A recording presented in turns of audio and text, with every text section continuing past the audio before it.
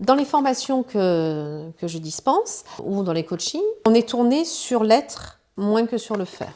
C'est-à-dire que, alors on appelle ça les soft skills en anglais, c'est-à-dire le savoir-être, mais également l'être, la personne en elle-même. Jusqu'à présent, prenons le recrutement, on regrettait la personne sur son savoir-faire. Et puis moi j'ai beaucoup d'entreprises qui me disent mais oui mais en fait les personnes elles partent, enfin on s'est planté, on pensait qu'il était comme ça mais en fait il l'est pas. Au moment de ton recrutement, est-ce que tu as posé les bonnes questions? Est-ce que tu t'es vraiment intéressé? Est-ce que tu es allé un peu plus loin? Est-ce que tu as gratté un peu plus pour savoir? Et donc dans les outils que je donne à ce moment-là, quand on fait ces formations sur le recrutement par exemple, on est pas mal axé sur le savoir-être. Et si le savoir-faire tient 20% de l'entretien, le savoir-être tient 80% parce que c'est ça qui va te faire savoir si la personne est réellement là pour ton entreprise et puis si toi tu l'attires. Et ensuite, dans le fait d'attirer les talents, ben, qu'est-ce que tu vas mettre en avant? Donc le savoir-faire, ok, mais ça ne doit pas être le plus gros de ton annonce par exemple. Et ça, je le retrouve dans maximiser votre potentiel ou même dans les fondamentaux du management avec une autre façon de communiquer avec les personnes